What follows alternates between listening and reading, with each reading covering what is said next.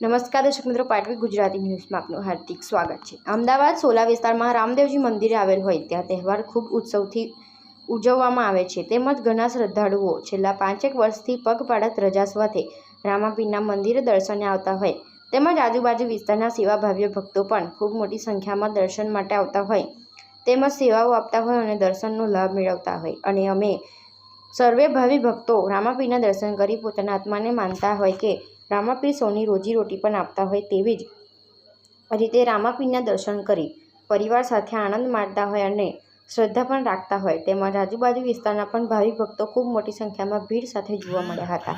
પાટવી Gujarati news reporter Rameshbhai Patel.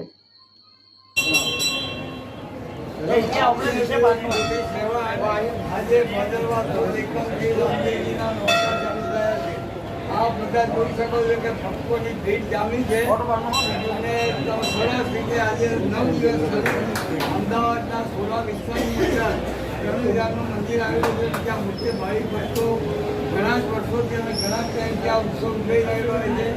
Rameshbhai Patel, રામદેવની મોટી સેવા reporting દાદા કેવો આજે ઉત્સવનો કેવો લાભ લેવાનો છે। અરે વાહ ભાઈ, બોલો રામ बोला रूढ़ी चे के श्याम की जय, बोलो खाटू नरेश की जय, अवतार की जय।